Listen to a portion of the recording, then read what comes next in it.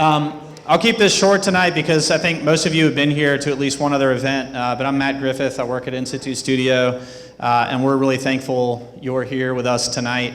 I always like to give a little preamble about what's going on over these 2 weeks. We've been working for the last 8 months on a workshop, and the workshop has two kind of different things that are going on over the 2 weeks of its duration. The first is an actual workshop where we had students apply from all over the Southeast to get in and come to Raleigh and join us here for 2 weeks and have an intense design charrette where they're studying downtown Raleigh, learning as much as they can about it, uncovering things that could be better, and then proposing kind of projects that address those issues. We're about halfway through that work. They've been working really hard. Most of those folks are up here in the front row. Actually, where is everybody here? Where is everybody? Are we missing? Okay, looks like we might be missing some folks. They'll drag in as we get started. But anyways, they're up here in the front row. They're probably already super tired. They got one more week to go, but they've been killing it. I want to say thanks to them specifically because they did have to apply. They did have to get in. They did have to pay tuition, and then they had to find their way here and trust us to stay in a hotel in downtown Raleigh and take care of them for 2 weeks. So if you guys could stand up, those of you who are here, I like to do this every night because it's awkward. Yay. Oh, there we go. We're sitting in the back today. Thanks for being here. It literally would not happen without you. The other thing we're doing is this lecture series and panel series, and it started as a curriculum for the participants. The idea was, there's kind of an arc to it. The idea was the first several events were to give them a crash course in Raleigh, kind of a fire hose version of what's going on here. We then transition into a couple of lectures, last night's lecture and the lecture tonight with Sekou, that are focused on architects or presented by architects who think about and work within a kind of intellectual space that addresses an important issue in our city. So last night we had Jonathan Tate, who is working on affordable housing in New Orleans, among other places, which is something that our city desperately needs.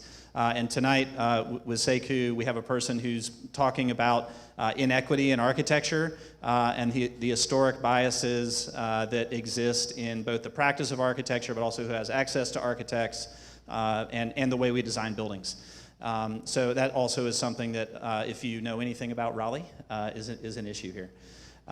So the lecture series, we do have 2 more events coming up. One tomorrow night that's a virtual event. It's the easiest lecture you could ever possibly attend. You can be in your pajamas, like drinking hot cocoa or a beer or whatever you like. So please RSVP for that. We'll send you a link if you do. And then another one next week that we hope you'll consider coming to. One other thing I need to say before I wrap us up is we would also not be doing this without over 100 people at this point who've helped out. Panelists, guest critics, just people who've generally supported us along the way, and very specifically sponsors. We have 19 sponsors who've given in-kind donations, like the Longleaf Hotel and Transfer Food Hall, giving us great deals on space. But also people who've just given us cash sponsorships to make this possible. This obviously does take some money to put on.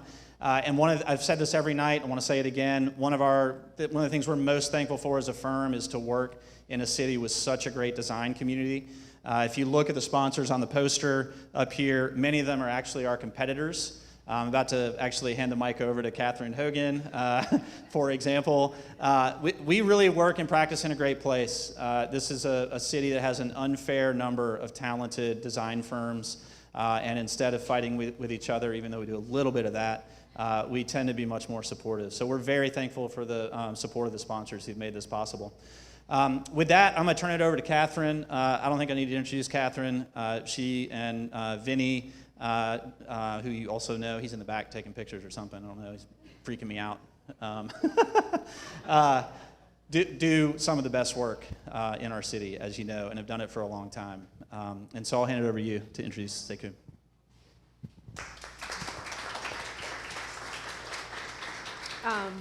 Well, it's great to be here, and we are a proud sponsor of this event. I think we can all say we're about halfway through, and I just want to take a minute and say that I'm so impressed with this whole program, and we're really lucky. I think like every detail has been considered, and we have really great discussions and dialogue and amazing people coming into town. So this is a really special event, and it's hard enough to run an architecture practice, but somehow Institute has taken this on as well.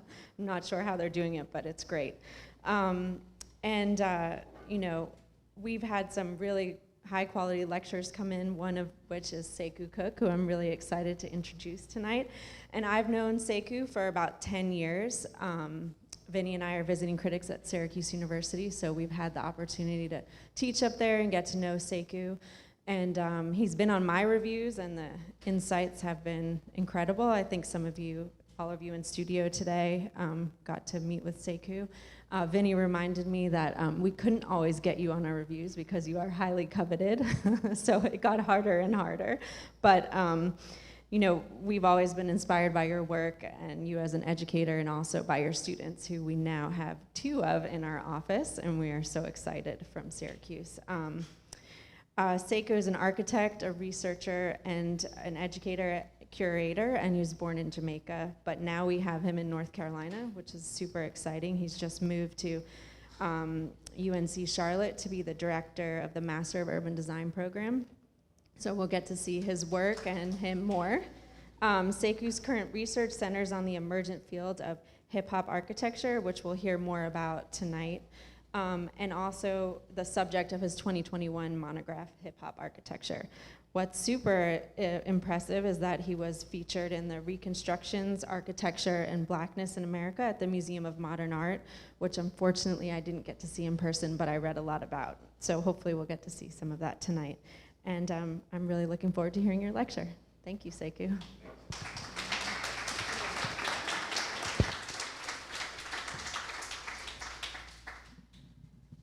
Thanks, Catherine, for that introduction, and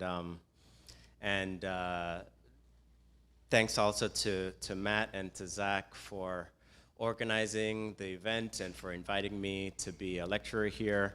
Is that just the AC system? Okay. You're gonna have to forgive me if I seem really awkward and uncomfortable, because this is literally the first time lecturing in front of people, in front of human beings, for over 2 years. So there was a point at which I got really good at it, and I don't know if I'm gonna remember all of those things. Like I forgot my dongle today, my little Mac connector. I even was on the road and didn't have my presentation downloaded. So yeah, it's it's a work in progress. We're all adjusting.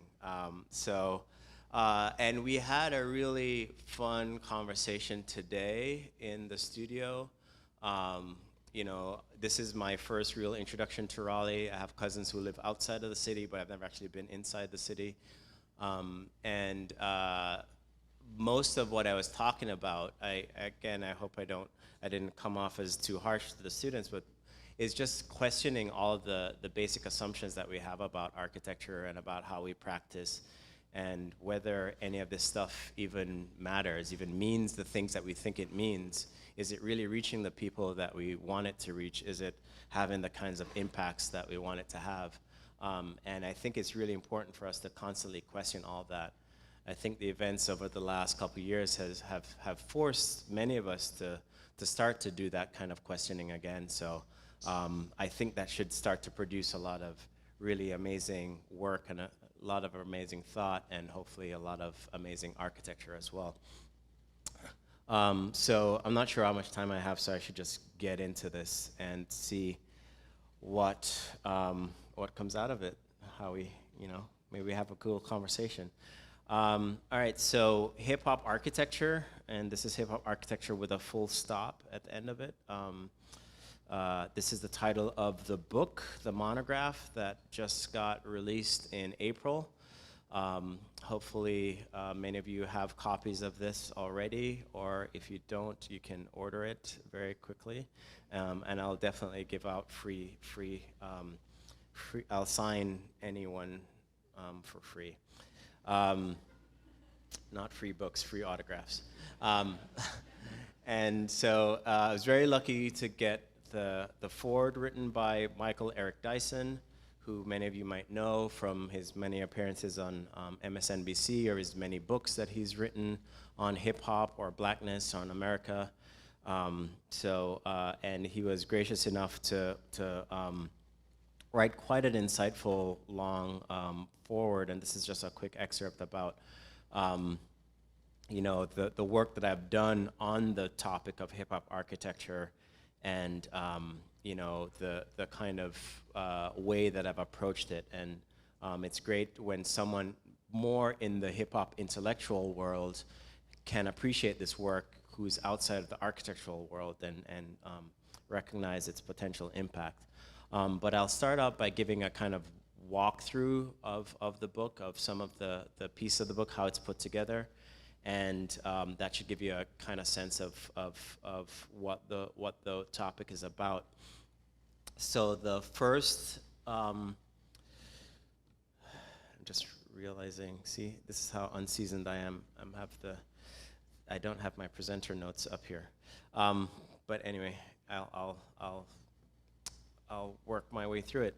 So the first volume, I organized into a series of 4 volumes on hip hop architecture, and instead of chapters, I have tracks. So and each of the tracks is about around about 1,000-word essay on each of these different musings, different topics that I've been thinking about under the larger heading of hip hop architecture. So the first volume is just a brief introduction to the topic, and it starts out with a disclaimer, and I'll read a part of that disclaimer to you right now. I'm not going to read the whole thing, obviously, but it starts out, this book is not for you. It's not for architectural academic elites. It's not for those who have gentrified our neighborhoods, overly intellectualized the profession, and ignored all contemporary black theory within the discipline. You have made architecture a symbol of exclusion, oppression, and domination, rather than expression, aspiration, and inspiration. This book is not for conformists, black, white, or other. It is not for those who have practiced blind adherence to guidelines, rules, codes, and ordinances. It does not relegate itself to standard procedures for winning government contracts or gaining commissions to deliver services to clients in the 1%. Then ends, I'm not a hip hop architect. I'm not even a black architect. I'm an architect. And this book is for, by, and about architects, though they may define their architecture differently than you have. So that should kind of set the tone for how I've worked my way through the book. And in between each of these tracks, there's a little bit of an interlude, and it's incredibly complicated process to get the rights to the words to song lyrics printed in a book. So I have these empty quotes in there, and if you look in the back in the notes, it'll give you the actual song title and track list and the actual time code of what I was trying to quote there. And that quote says something like, you want me to sound like things in your top 40, you bore me. I'm not for you, you're not for me. And then the second volume is where I get more into the theoretical basis of hip hop architecture. So the history, the theory of hip hop architecture, perspectives and narratives, and working my way through topics of legitimacy, authenticity, and these are really key components of how we think about hip hop culture itself. And so hip hop architecture is something that's trying to define itself, wants to understand itself in terms of what is its need for legitimacy, what is its need to be authentically understood. And of course, I touch on other aspects like race, gender, and commodity and technology, which is an important part that I'll talk about a little bit more. So this is kind of preview of how the book is laid out. this is the authenticity chapter, a little thing here about the Sugar Hill Gang, about how authentically hip hop are they, and what does authenticity really mean within the hip hop context, and what might it mean within the architectural context. And then in this track is where I start to really define what hip hop architecture is to me. And this is a question, though I've been doing this research for 6 or 7 years now, I've really pushed that definition of what hip hop architecture is to the background as much as I could, avoided this question, because it's something that once you name it, you start to claim it and you start to own it. And ownership is really a capitalist technology. It's a way of commodifying anything and taking it away from the people who have created it in the first place. But I reluctantly define it here as that when you understand what hip hop is, it's more of a culture, not just a genre of music. And we start to define architecture as something that is really at its essence about people, about the social conditions of people, and should be a reflection of our cultural norms, then an architecture of hip hop is not only possible, but necessary. And if you needed a more bite-sized definition of hip hop architecture, you can take this headline from this piece that was written in the Min Post, that hip hop architecture is hip hop culture in built form. So throughout the book and in these interludes, there are also voices of other people who have lent their expertise to the topic of hip hop architecture. So people like Ty Owen, Craig Wilkins, Andres Hernandez, who you're seeing here, Amanda Williams, Olalekan Jafus are all quoted here. And these are quotes from symposia, from lectures, from other events where they've been presenting or talking about hip hop architecture. And this is quoted throughout the book. Similar to this one this is a diagram from Craig Wilkins, who's done, beyond this book, has done probably the most writing on the topic of hip hop architecture, and talked about the object of architecture is this small thing in the center of the circle, and hip hop architecture is concerned with all these other things around this circle, around this very narrow object of architecture. So it's interested in communal empowerment, environmental sustainability, entrepreneurship. And this is the realm that he believes all architectural practice should be expanding into. And hip hop architecture is already positing something that is in that vein.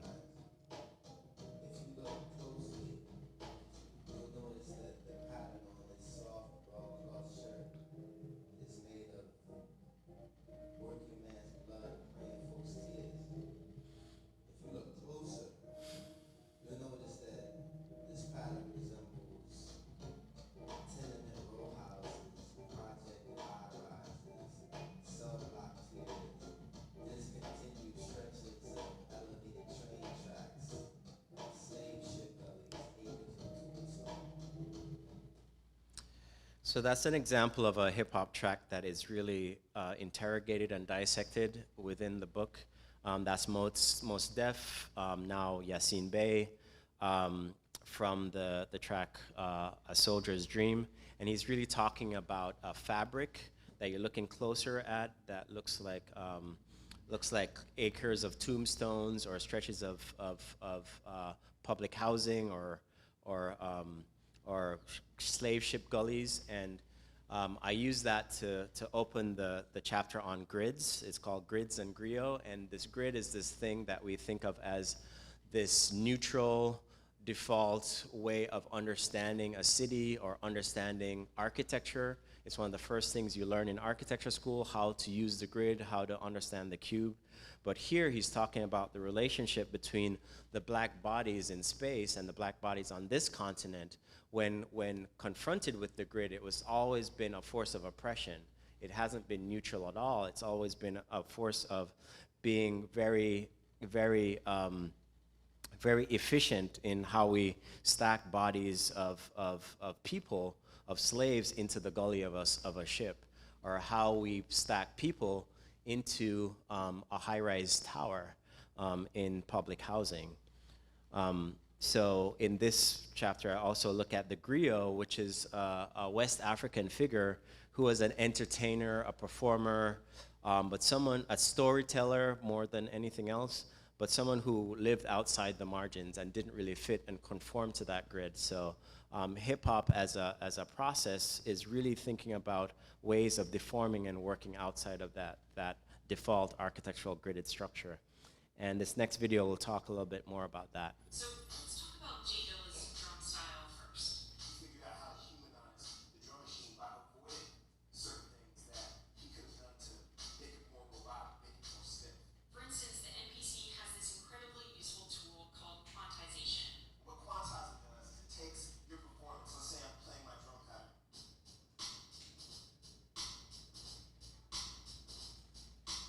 And when I'm playing it, sometimes it's a little ahead, it's a little bit behind. If your kick drums are off by a little bit, quantization snaps them in place. So a lot of producers, they use quantize, not as a crutch, but just, they just weren't thinking about not using it. So Dilla was like, yeah, I'm just gonna turn this off. The result is a discography full of incredibly off-kilter drums.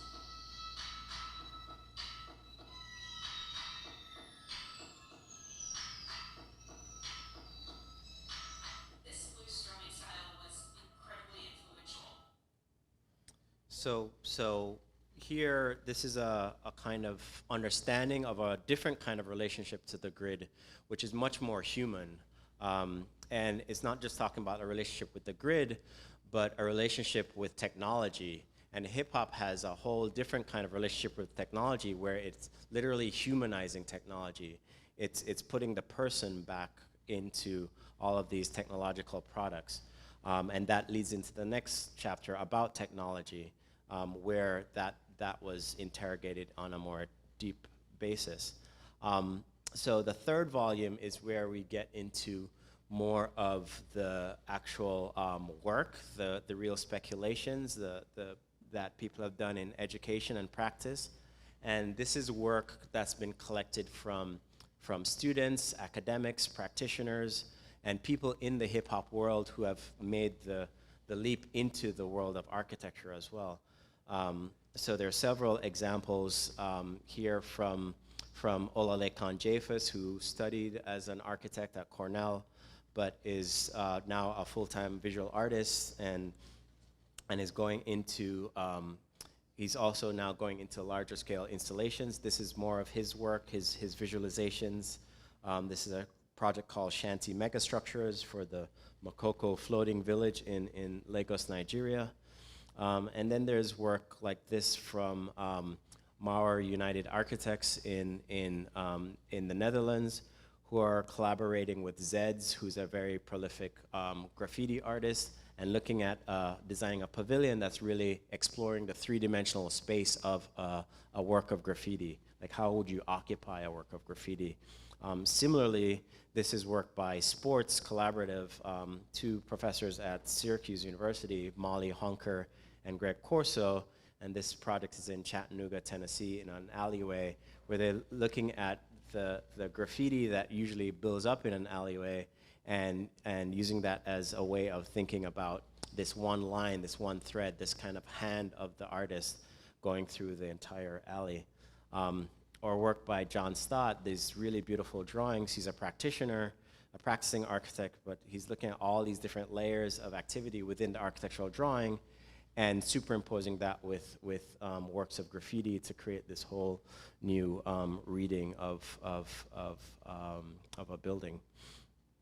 You may also be familiar with Theaster Gates, who is a visual artist, a ceramicist in Chicago, but has created a really amazing set of buildings in the south side of Chicago.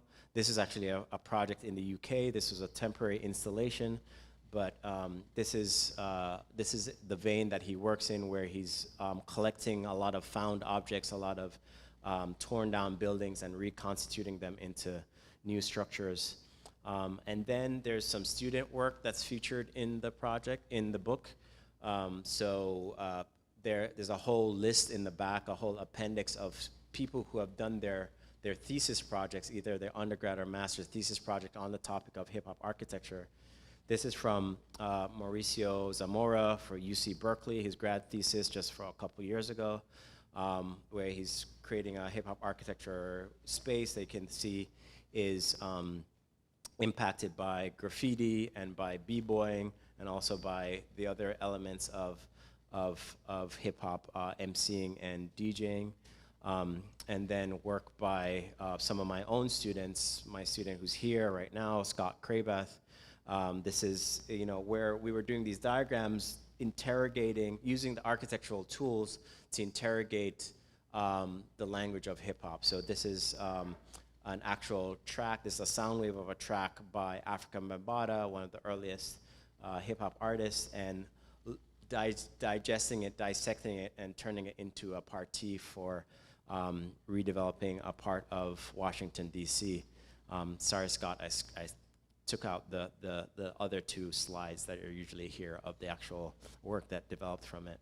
And it's another project in that same studio, this one by Evie Brooks, looking at graffiti as something that is a coded language, and it can also be used to code activities of people moving through different areas of a city, and that coding of different movements of people can then also turn into streetscape painting and street furniture and amphitheater, tables, desks, so forth. And then the original student work, this is the 1993 thesis project called Hip Hop Architecture by Nathan Williams at Cornell, his B.Arch thesis. This was the first work that I have documented that is actually interrogating hip hop as a mode of creating an architectural product. Then there's work by graffiti artists. This is work by Carlos Rodriguez, aka Mayor 139. So now he's looking not just doing graffiti on a two-dimensional surface, but now it's starting to come off of the surface, becoming sculptural, taking over the space, the ceiling, the wall, the floor. Or another graffiti artist, Delta, in Europe, who has done these installations where he's completely using the graffiti work to delaminate a two-dimensional surface to create a space that's now occupiable. And he's also collaborated with other architects in the Netherlands to design this center facade of this public housing project in the Netherlands. And you can see the brick pattern and the window pattern are emblematic of his three-dimensional 2D, 3D form of graffiti. And then there's a whole series of works by Stefan Malka, who is a pretty prolific architect in operating in Paris, who started out as a graffiti artist and wanting to go to art school as a graffiti artist. And I tell his story in the book. And then the art department turned him away and threatened to arrest him. And then he went across the street to the architecture school instead, and then became an architect. But this is some of the work that he does. You might recognize these colors as like the can of a Krylon spray can. And then this other project called Bauhaus, where he's just a scaffolding attached to an existing building and covered over with a series of found doors and windows to create a parasitical space. And then work by practicing architect here in the States. This is James Garrett Jr. Of Formula Architects in St. Paul, and this is a proposal for a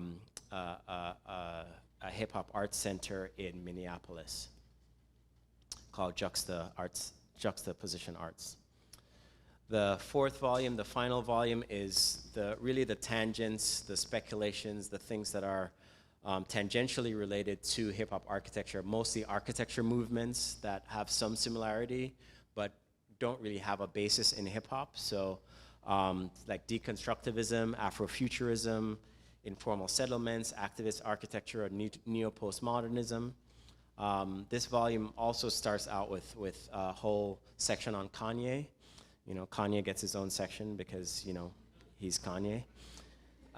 And yeah, and he was also kind of the first catalyst for my own writing on the topic. So he was talking about how he meets with 5 architects a day and how he's inspired by Le Corbusier. And I wrote this piece several years ago that was published in Art Daily about how it was important for Kanye, as crazy as he is, or whatever you think of him, for him to keep talking about architecture, because the more he talks about architecture, the more younger kids who love hip hop and who may not think of themselves as architects would know about architecture and be inspired to become architects. And I actually recently met a student at the GSD at Harvard, a young black kid who was literally inspired by Kanye talking about being inspired by Le Corbusier, and he's now in the architecture program at the GSD. So that all came full circle, so it's pretty amazing. But then in the chapter about deconstructivism, you know, deconstructivism might bear the most close formal idea to what hip-hop architecture might look like if you're imagining it. This is a still from actually a hip-hop video by Jermaine Dupri and Mariah Carey, where they use the Guggenheim Bilbao as their backdrop. Afrofuturism, these are speculations that were exhibited at Moma by Boris Isaac Kingeles, who was a kind of novice architect, created these fantastical worlds in African cities. And then Informal Settlements, we talk about this project by Elemental, where the architects really design half of the housing project and allow the community or the occupants to design and build the rest of it. So then it's now a more of a collaboration. Or what I'm terming neo-postmodernism. So this is work by Kyle Miller first, and then Jennifer Bonner, who are both using terms like mashup or remix or scratch to describe the processes that they're using in their work to create formal languages. So next I'll talk about Close to the Edge, the birth of hip hop architecture. And this is an exhibition that I put together in 2018 at the AIA Center for Architecture in New York City. And this was primarily to answer the question that kept coming up about what does hip hop architecture look like? And so first off, I had most of those examples that you saw in the previous, when I was describing the book, were also in the exhibition, and the book was originally thought of as an expansion of the exhibition, but then of course became something much bigger.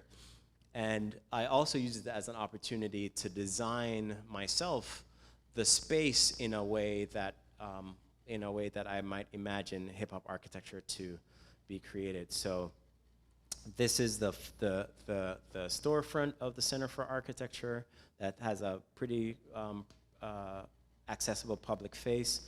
And the primary moves were 2 basic things. One was to use layering as a primary mode. So first thing we did was spray paint. Oh, actually the first layer was the leftover scraps of the previous exhibition. We had them do a kind of dirty de-install. And then we had a graffiti artist, the legendary graffiti artist Chino, come in and tag the whole inside of all the interior surfaces of the exhibition space. Then on top of that, we chopped up a shipping container, an entire 40-foot shipping container, and then painted the inside of it and layered it onto those walls. And on top of that, then you have the framed pieces of work that I was just showing you before. And the lower area is we had 3D printed models of some of the projects that were in the main part of the show that were now in just this formal space that was about asking the question, is there a formal relationship to all of these projects that we can actually discern?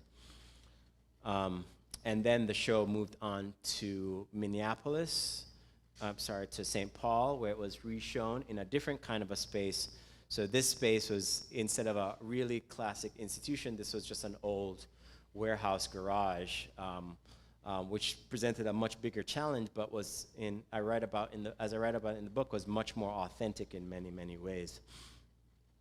And then this is one of my favorite shots where you kind of see the backside of the shipping container. You can see how the logo kind of starts to come back together. Another close-up of how the work is mounted on some of those panels. So this work has also started to influence some of my own work. So this is one of these first early studies that I did. These were made by those 3D printers, Vinny and Catherine, that you were talking about, that Scott was working with. This is where we're questioning how can we use fabrication technology in a way that's inspired by how hip-hop pioneers would have used technology. So hip-hop as a musical phenomenon was catalyzed mainly by this one motion of putting your fingers on a record, the one thing that you're never ever supposed to do.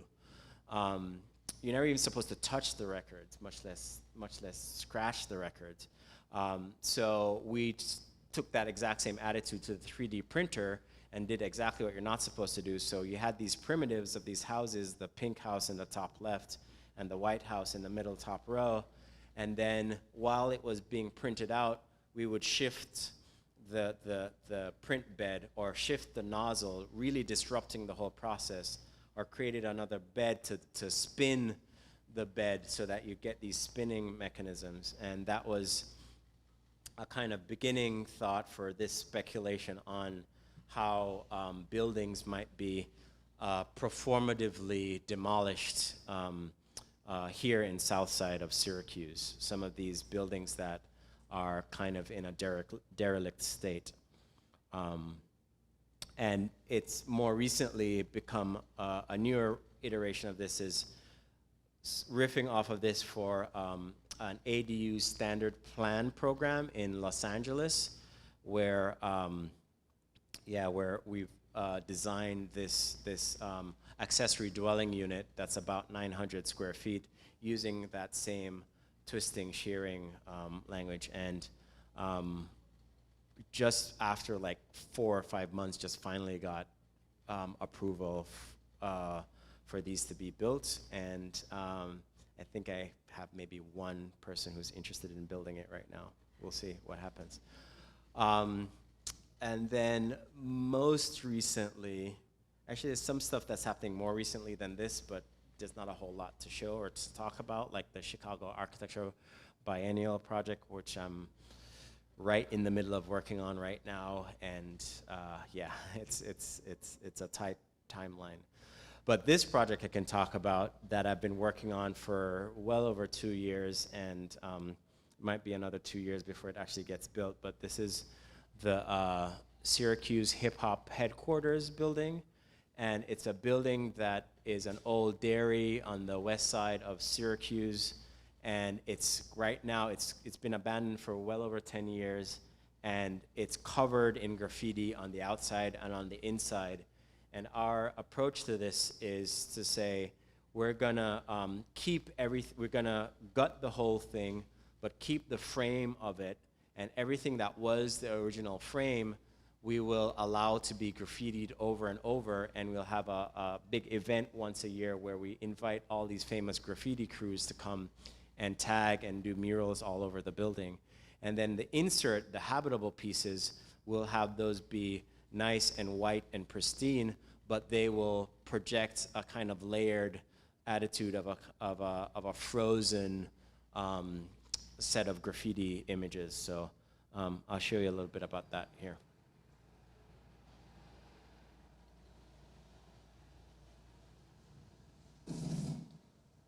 215 told me the Hip Hop Center for Youth Entrepreneurship is not just a building for us to engage youth.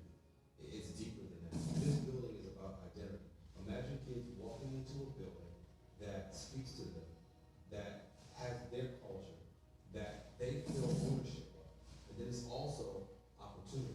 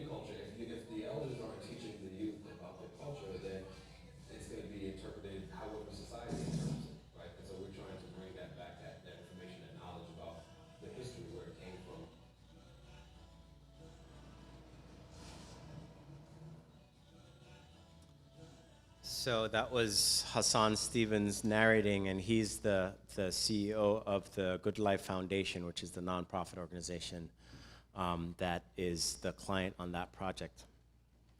So just a couple more sections. I'll talk now about the Moma project. This is that Catherine was mentioning. This is Riaucha Hip Hop Fabrications and Public Space, part of the group show Reconstruction's Architecture and Blackness in America. And this exhibition was conceived of as part of the series of that you may be familiar with called Issues in Contemporary Architecture. The first Rising Currents, Foreclosed, Uneven Growth, that were preceded our show by about 10 or 12 years. The curators of this show were Sean Anderson, who was at this time an associate curator at Moma, and who's now gonna be a director of the undergrad program at Cornell, and Mabel Wilson, who's a professor at Columbia. I was one of 10 architects and designers invited or commissioned to do a new work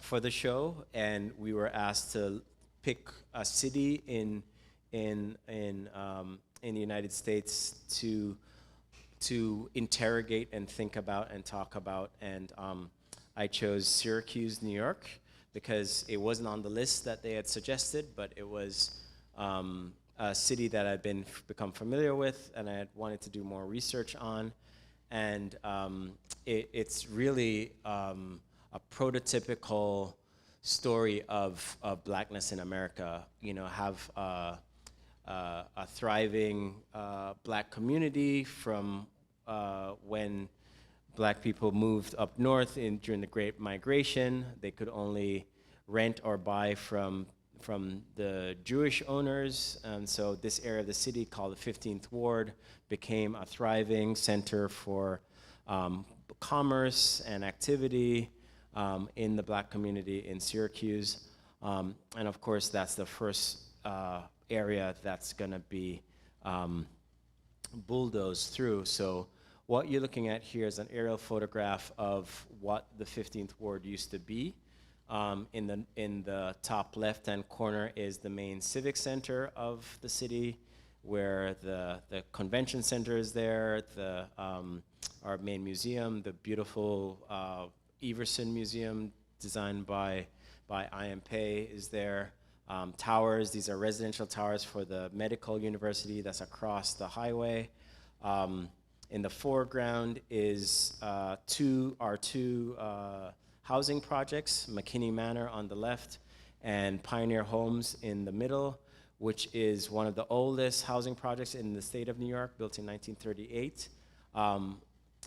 But of course, it was built after quote unquote slum clearance, and then later on in the era of urban renewal, then we have the highway I-81 plowing right through the middle of the city, and through the middle of the same public housing project that was built just about 20 years before. So this is a picture of what it looked like with the highway coming through the city. And you can see a close-up here of Pioneer Homes and how there's literally a part of the same housing project that's on one side on either side of the highway, of the overpass. So what the plan is now is there's a organization called Blueprint 15 that's looking at the entire area that's owned by the Syracuse Housing Authority, that includes those two housing projects that I talked about. Because that viaduct of I-81 is supposed to be coming down, they're saying now it's an opportunity to rethink that whole area. And of course, they're proposing for it to become new mixed income housing, which means that if it's mixed income housing and the density is going to be about the same, where do all the low income people go? So here you're seeing a quote from the Blueprint 15 website, where they're talking about purpose-built communities, the main developer here, and lauding the Atlanta's East Lake Community Project as a great example of success. But if you know anything about Atlanta's East Lake project, that project had only about 20% of the residents ever returning to the new housing development. And their margin for success is about 20 to 25% returning. And that's from low income to low income. So from low income to mixed income, the percentages are going to be even lower. So I position my project, Wiaucha, as a kind of preemptive critique of whatever project they're going to build in that area. So 2 quotes kind of underscore the attitude of the project. This first one is from Catherine McKintrick, who talks about the history of Black people in this country has been about being forcefully placed or displaced. So we're always being told where we can live and then displaced from those areas and say we can't live there anymore, now we can live in a different place. And then the second quote is from Bodie in The Wire. If you ever watch The Wire, if you don't watch The Wire, you definitely got to go back and check it out. But this is season 3, episode 1, when they're imploding the public housing where they used to sell drugs. They're going to tear this down, they're going to build some new shit, but people, they don't really give a fuck about people, right? So here's the Blueprint 15 site from a plan that we just saw, and dotted in is what used to be there. So found these really beautiful historical drawings of pioneer homes, the design of pioneer homes. But if we're looking closer, you see these dotted lines are really outlines of the houses that used to be on the property before that they're removing and demolishing. And similarly here, you can see those dotted outlines again. And then we got similar drawings from McKinney Manor of those dotted outlines. But here we can also see a new level of dotted lines. McKinney Manor was done in like the late 80s or early 90s. So it's actually the second layer of housing project there that they removed, and then there was houses before that. So I was very interested in all these different layers of history that are there, and hip hop's ability to reveal and expose different layers of history. And part of the attitude of the project is exemplified by this video, Wiaucha, where the claiming of public space or the space between buildings is really, really important to the identity of a people, of a culture, or of a location. And so it starts out with imagining these 4 to 6 story housing blocks, a kind of intentionally not designed housing project of what will be there, and then really interrupting that, intersecting with that. So these little orange pavilions that you're seeing in the center are the public kind of follies that are taking over this realm between the buildings, where people could have informal levels of commerce there, barber shops, nail salons, sell T-shirts, bootleg tapes, whatever. And then there would be these historical images of people who used to live there or what the neighborhood used to look like. And there's all these subtractions when you intersect, when you have these white bars of what might be proposed or what might come there, then we start to intersect and overlap all the different layers of history, and the orange pavilions are where those intersections meet, right? And here you see it in axonometric, which I think is one of the clearest drawings, and you can see we're now subtracting away from this normative new tower thing and marking on the ground all of the historical layers. And then these are plans that were studies for the final drawings that were in the show. And even the plans themselves are collaged together, cut and paste pieces from some purpose-built communities buildings, again, intentionally undesigned. And then the orange pieces are the pavilions, the new pavilions, and how they're occupied. A quick section of that relating the public spaces and and the new residential spaces. A couple of quick ideograms about the highway moving through pioneer homes and the historical nature of the streetscape that used to be there. And then these are all collected. And the last layer was basically to screen print on top of that some of these historical drawings that we had uncovered and put them together. And then what was shown in the big show was these more refined renderings of this space, of what the space would look like and how it'd be occupied, and how the difference between what's happening on the streetscape and what's happening in the towers, and then putting some of those same quotes back on the sheet. The last piece of the show was a model, this Stoop model that is working at 3 different scales. The first scale is 1:1, so I wanted to have a stoop that was cut and in the same way that these intersecting, overlapping buildings would be cut. So I started with the stoop of my house. This is the house that I just sold in Syracuse, the back stoop of that house, and had guys come over to measure the diagonal line, cut it on a diagonal, and this is that stoop model that was then transported from my house to the shop in Slocum Hall at Syracuse University, and then used as a mold to build the base for this.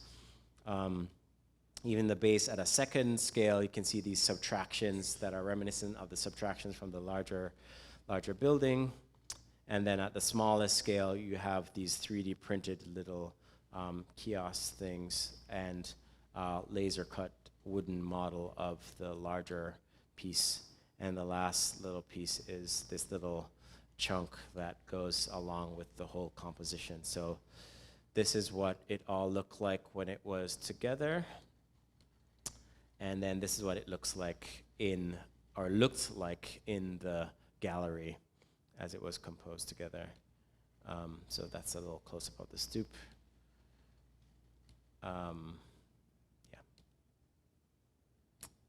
And then these are the 9 12 by 12 drawings that were screen printed on top of right together.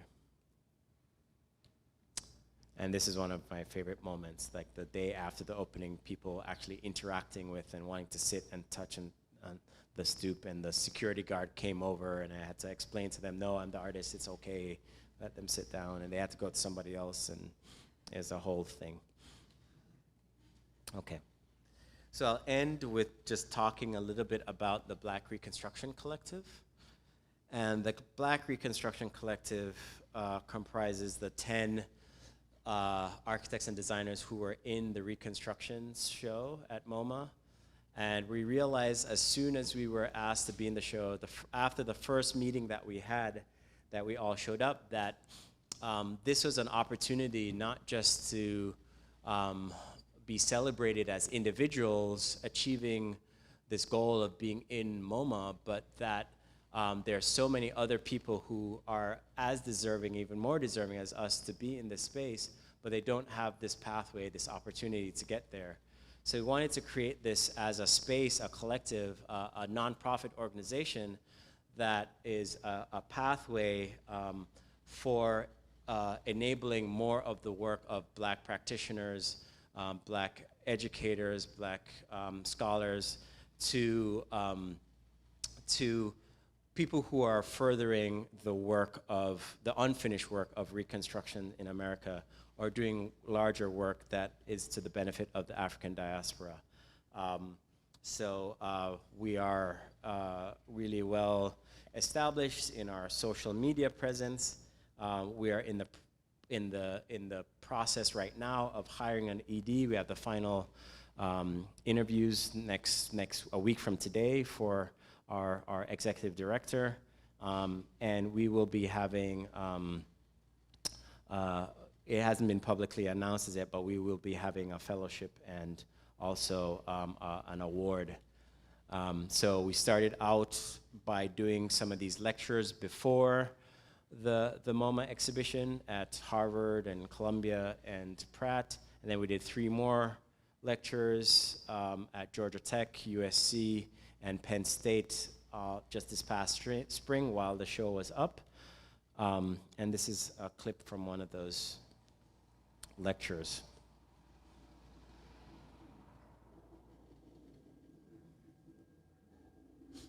A nation constituted in conflict with its own ideals would need to be reconstructed before it can be fully constructed. It would need to go to war with itself and win, then reconstruct itself differently. This is not rebuilding, but reconstructing to the core of governance, citizenship, history, infrastructure, and the distribution of land. Paradoxically, people who did the constructing and must now do the reconstructing are likely to be the same.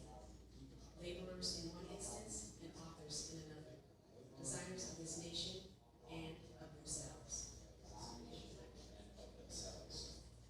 The Black Reconstruction Collective commits itself to continuing this work of reconstruction in Black America and these United States. We take up the question of what architecture can be, not a tool for imperialism and subjugation, not a means for aggrandizing the self, but a vehicle for liberation and joy. The discipline of architecture has consistently, deliberately avoided participation in this endeavor, operating in complicity with repressive aspects of the current system. That ends now.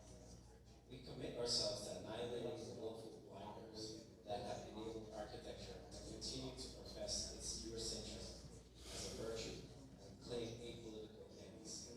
We reject the We reject the boundaries established by nation states, challenge the spatial manifestations of anti-Black racism, and encourage creative agency and liberatory practices. This collective portal unites activists, scholars, architects, artists, and organizers across time and space. With this commitment to Black freedom and futurity, we dedicate ourselves to doing the work of designing another world that is possible here, where we are, with and for us.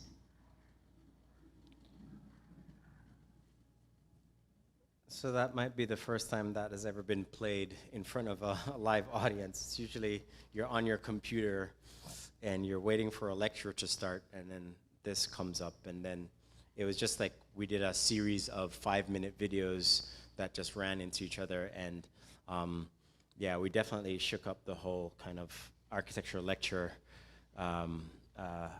paradigm. It wasn't really normal, let's say. But it was fun. So I'll leave you with this image, and this is the one collective product that we've created, the one collective work, which is this manifesting textile that includes the entire manifesting statement that you heard us reading. That was all 10 of us reading at the same time. It may not have been that easy to hear, but all 10 of us read out loud all of these words in our manifesting statement that we co-authored together and had fabricated together.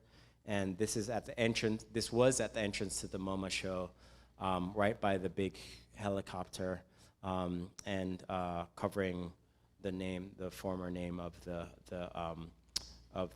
gallery. So, and that's it. Thank you.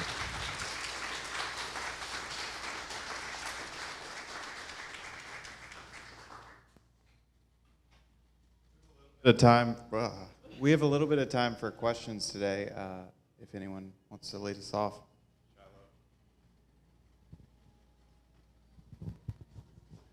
Hi, thanks very much for your time. I wanted to go back to something you talked about early on, which was the idea of ownership as a capitalistic idea and how it is harmful specifically for the hip-hop industry.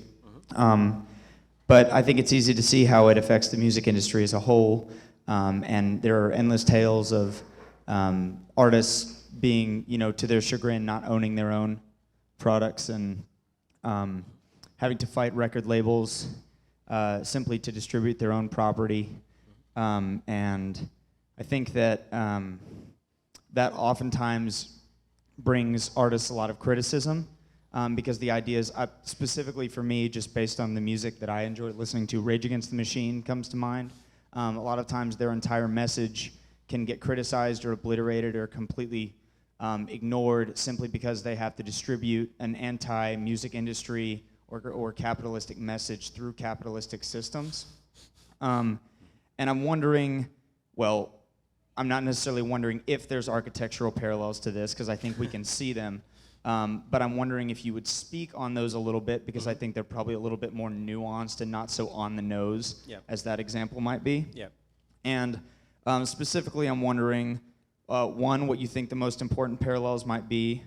Two, how, as architects, do we gain exposure within a system that we have to submit to? And how do we act on behalf of communities like that when we have to work under systems of ownership like this, where, as conversations that we've had this week have talked about, we don't always have a decision on what we make, and if we get the decision to what we make, we don't have a decision on who is paying for it sometimes. Yeah, thanks. Yeah, great framing of that question. Yeah, we definitely had some conversations about some of that stuff today.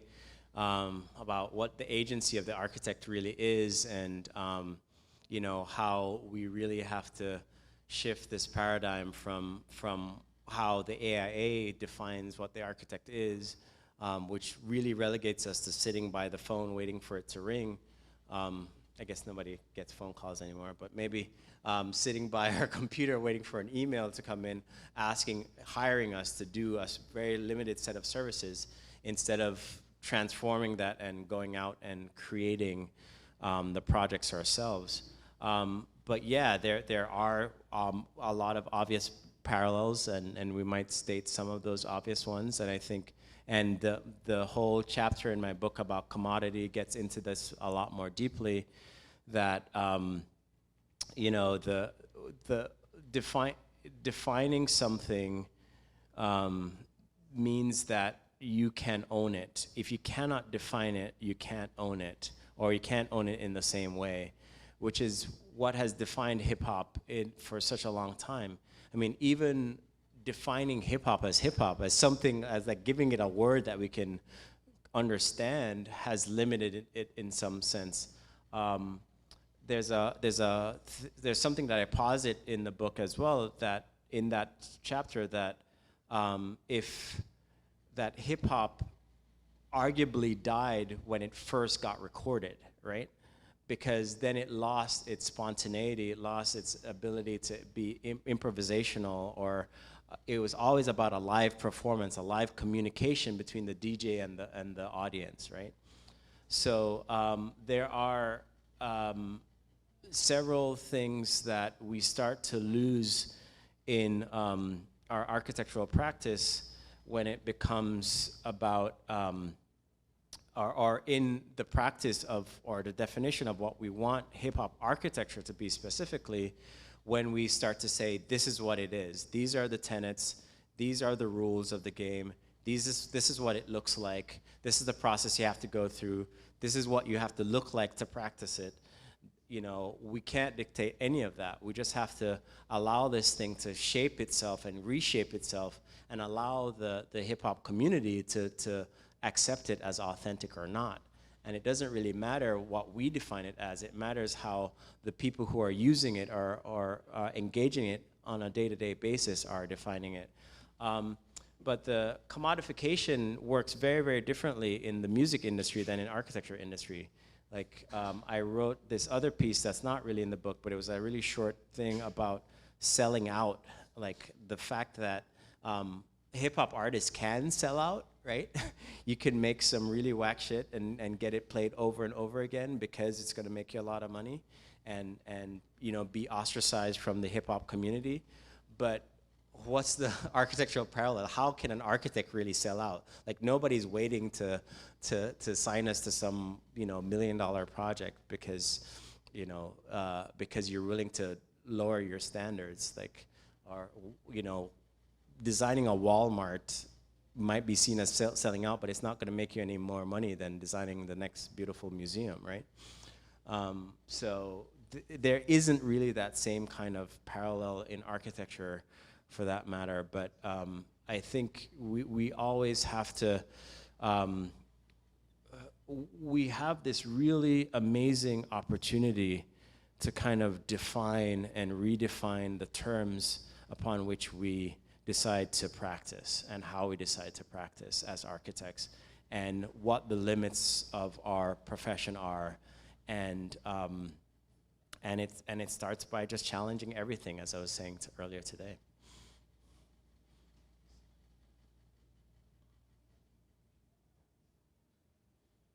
So I'm just a little interested in hearing what your personal connection is to hip hop. You know, was there a moment that inspired you to begin to integrate that into your design? Yeah. Yeah, sure, thanks. Again, the book, I'm gonna keep referring back to the book because in a sense it was my attempt to answer all these kinds of questions that I keep getting over and over. I was like, and now I feel like, just read the book, it's all in there. So yeah, like I grew up in Jamaica, and that might, to the uneducated, the uninitiated, might put me outside of the world of hip hop. But if you know anything about what hip hop really is, you know that it's integrally entwined with hip hop, with Jamaica. Like its roots start in Jamaica by Jamaican people or people in America emulating things that were happening in Jamaica. But I tell a story in the book about remembering, visiting my cousins who lived in the Bronx or lived in Brooklyn, and jumping up and down to the bed to Curtis Blow's "These Are the Breaks" because it was like the song of the summer in 1982, 1981, something like that. And so even though I didn't really grow up in hip-hop culture, hip-hop was always in my periphery.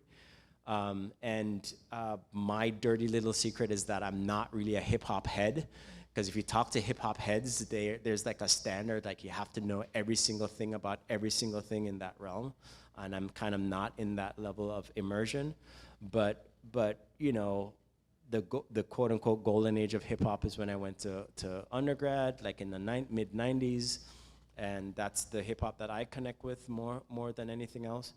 But what was happening in the mid-90s was much more, in architecture school, was much more important to me, because that's when I showed Nathan Williams' thesis project at Cornell from 1993. A year after that is when I started my undergrad there, and people were still talking about that thesis project, right?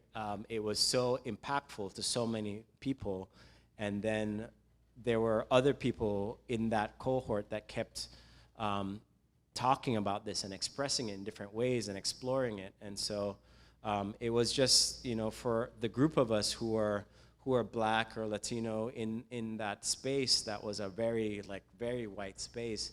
It was very important for us in our thesis projects to express some of our own cultural identity, something that was part of us that wasn't ever talked about in architecture school by anybody who was talking or who was teaching us. So that was a really powerful topic at the time.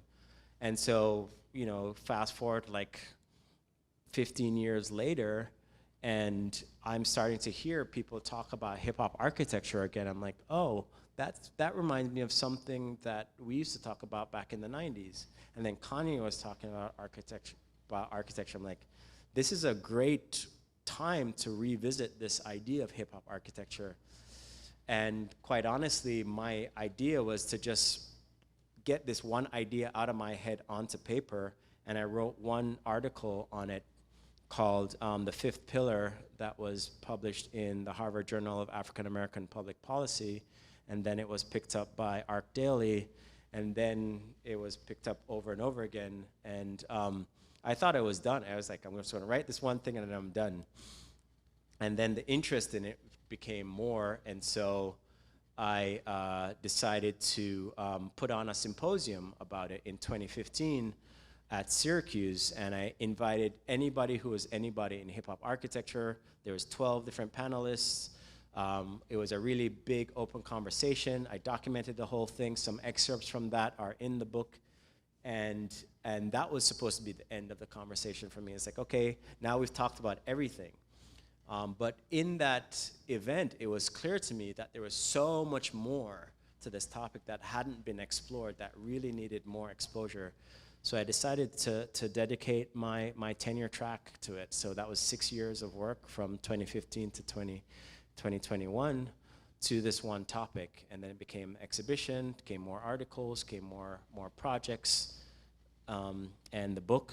And then now it's just now starting to make its way into my work.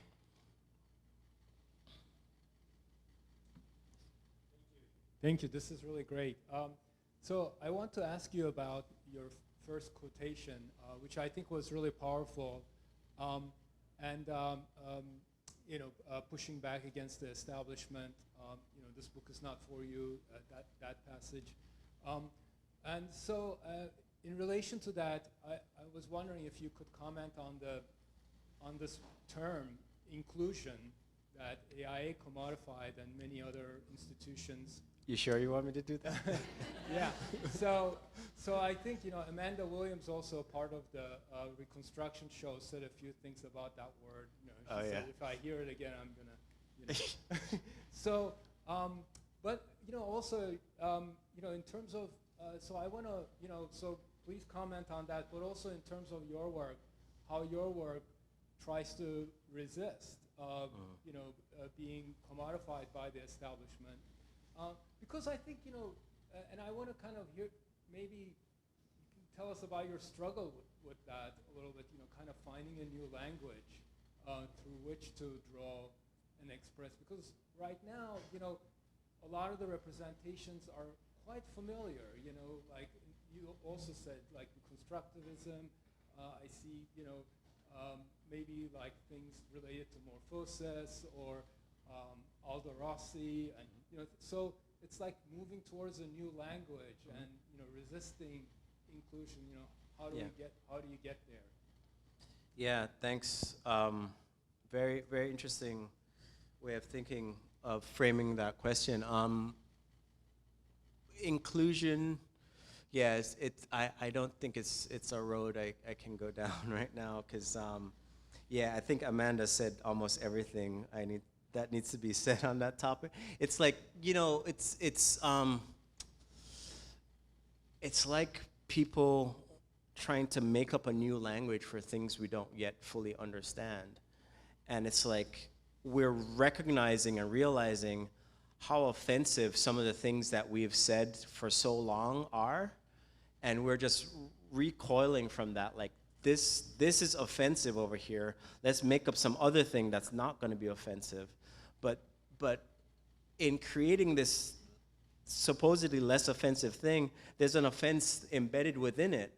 It's not the word itself. It's like, what is your intention behind it? Like, what is the kind of legacy of the policies and the operations that are behind all of those things that we say?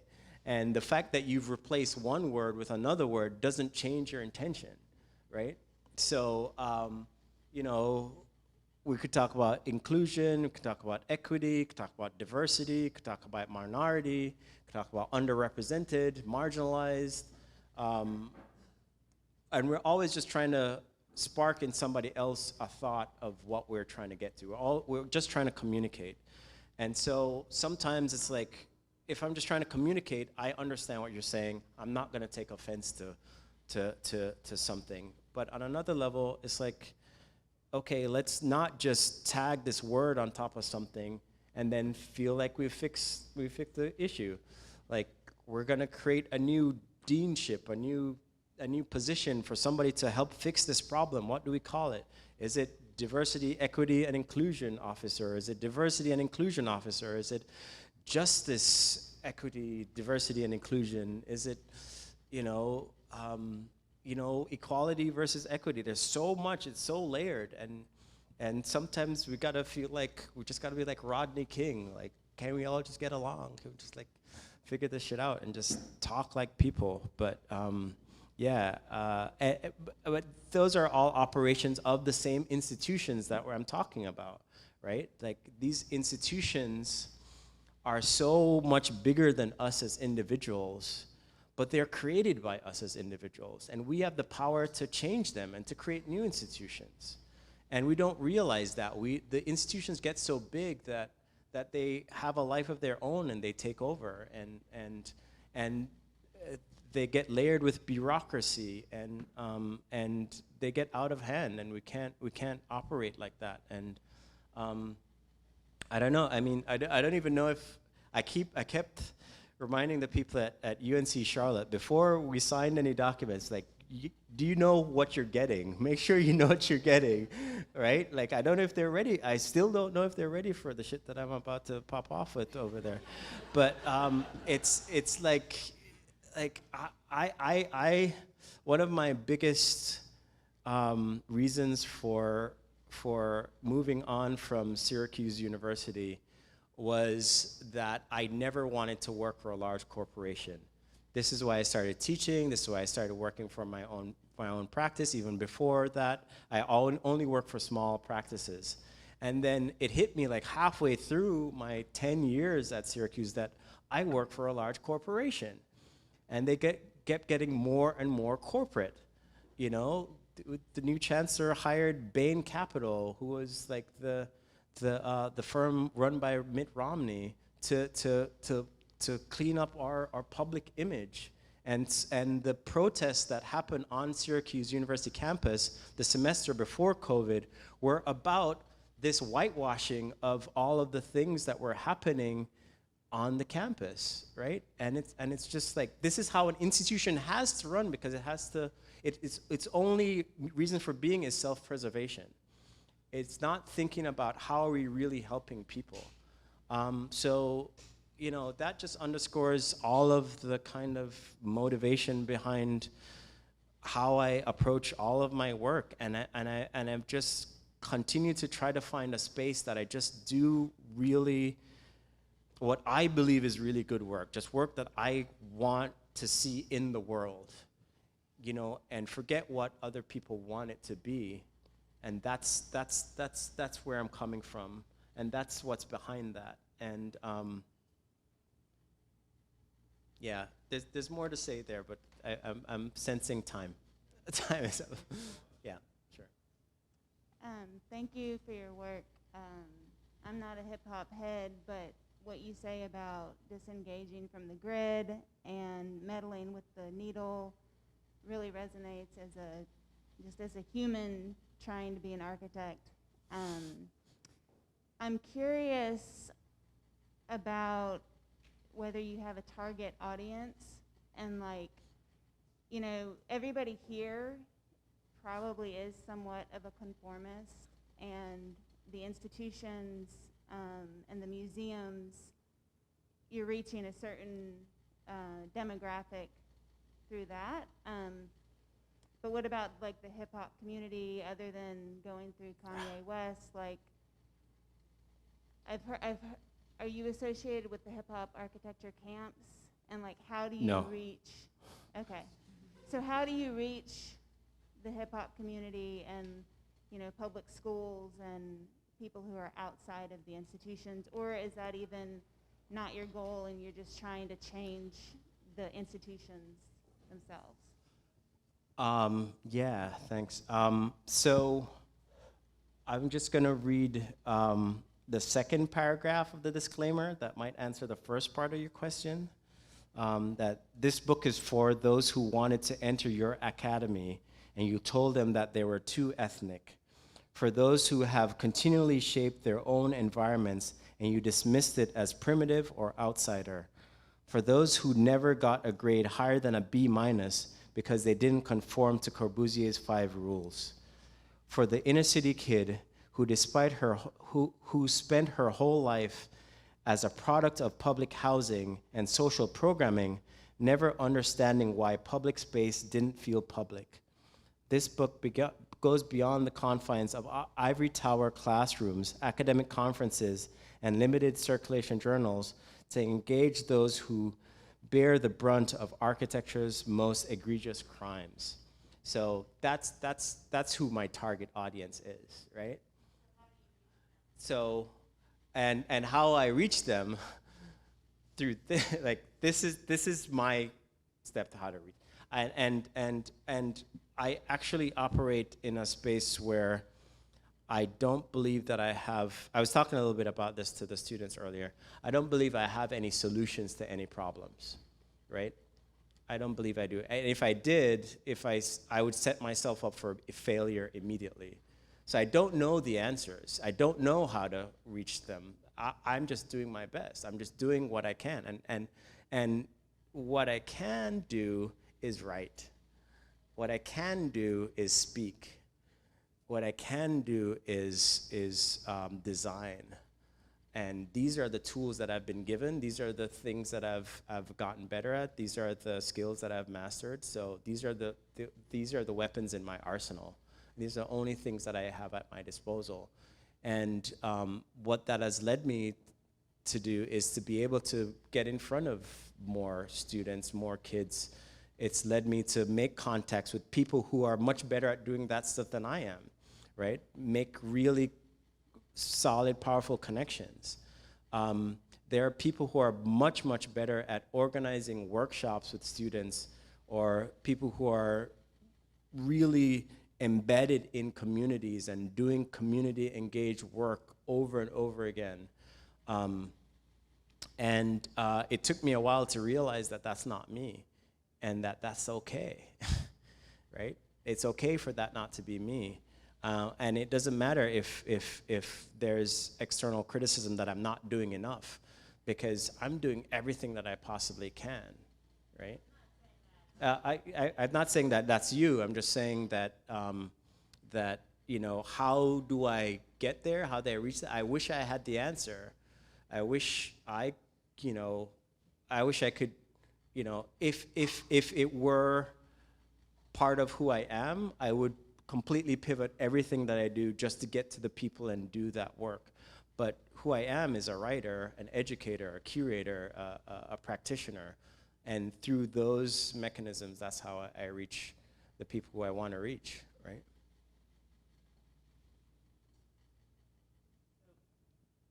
Thanks for that.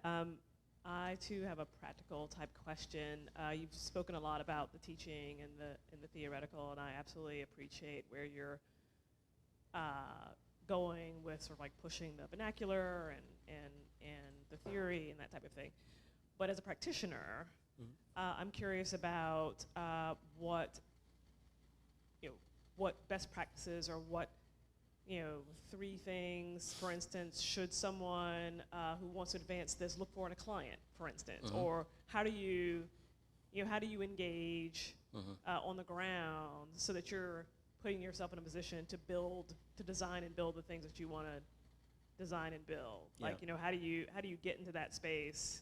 How do you have that conversation with that person who approaches you, or how do you approach that person who you want to design or build for?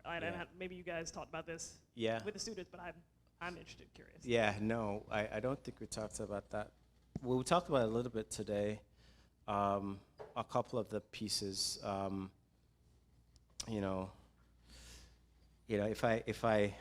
if I recalibrated this whole talk into a motivational speech, then I would have those 3 things all ready to go.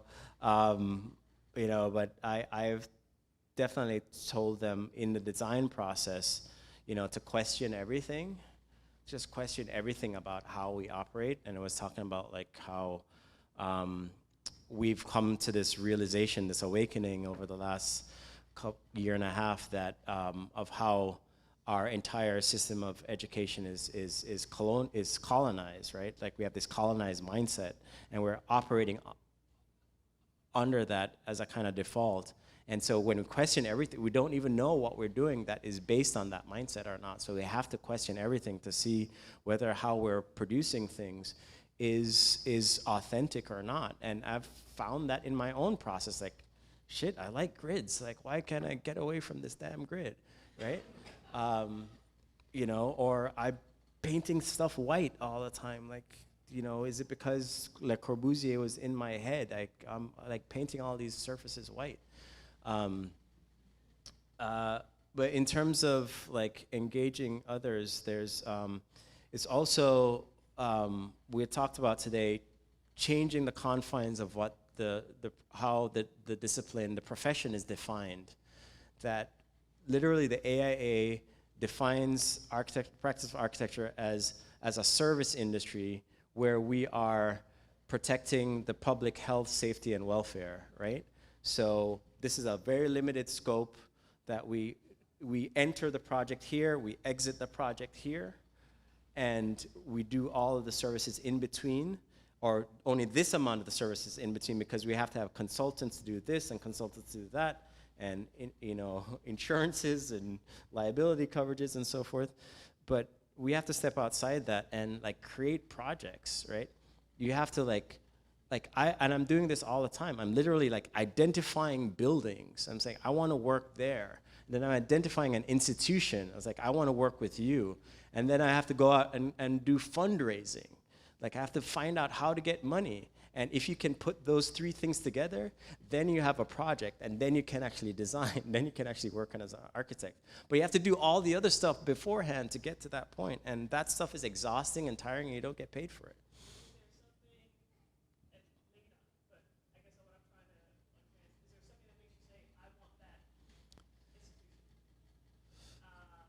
Just somebody who's working in a way that is in line with what I think and what I believe. I mean, we're talking about we're talking about like food insecurity today. Like, who's working on food insecurity? We're talking about like public transportation. Who's the groups working on public transportation? Like what organizations are doing the thing that we want to do? Like, we're talking about today again that our default solution, our default tool as an architect is programming, right? Like if we're gonna solve housing insecurity, we're gonna put more houses. If we're gonna solve food insecurity, we need to have a grocery store and a garden and a food distribution center. But the programming happens after the client happens and after the funding happens and after the space happens. But if we can start with those three pieces, especially funding, if you as an architect get good at raising funds, you're set you're set for life. Like, and it's hard work. It's really, really tough work, and it's work that I hate to do. But I know that when I get it, then the projects can happen.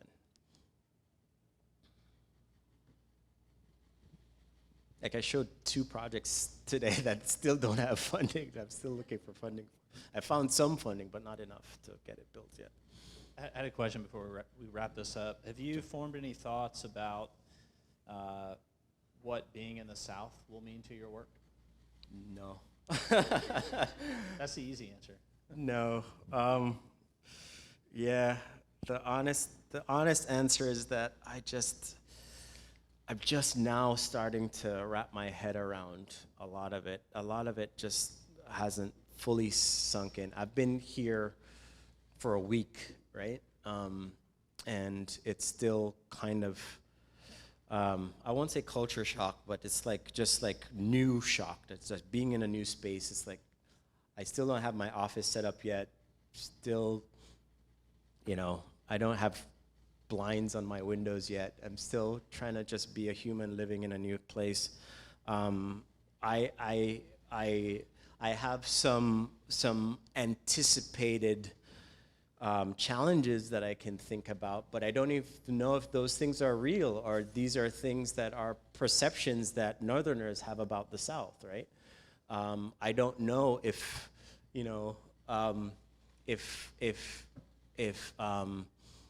Dave Chappelle was right when he said, like, the racism in the South is a completely different kind of flavor. I don't know if it's true yet. I could take his word for it. I don't know for sure. I haven't confronted any of that yet. So my main goal right now, I know I have to create a new curriculum for the urban design program. That's one of the first big tasks that I have to do. And one of my first goals is to connect the city, some of the things that the city is doing with the things that the institution, the school is doing. And I plan to be a primary conduit between those two entities so that the urban design program isn't just about studying something intellectually on a campus, but it's about how can this program actually affect this city that it's located within.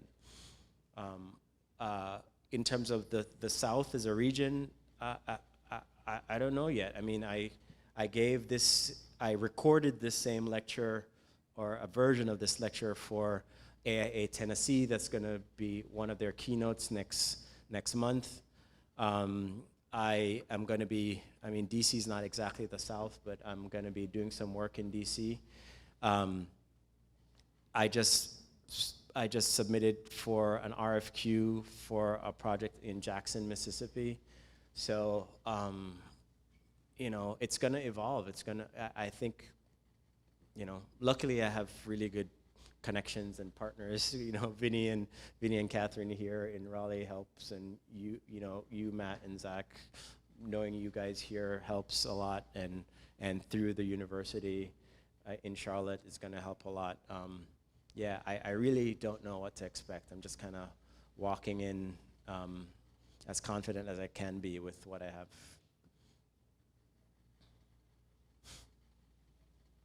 Yeah, we're really glad you're here. Thanks. Not sure how to wrap this one up. Just want to say thanks to everybody who came. Thanks for the great questions afterwards as well. Very thoughtful, great responses, and thanks for your talk. I think that your presence today in the workshop with the students, your message tonight is something that is definitely important here. And it'll be interesting to see how the work adapts to additional biases that are sometimes less physical in the South. I think in the North, things are very built. There's a lot of evidence. A lot of the work you showed is a built condition, and there's a lot. I sense with my limited exposure to it, a lot more nuance to it here that's not physical. So it'll be very interesting. Definitely. But thank you so much. It was wonderful. Thanks.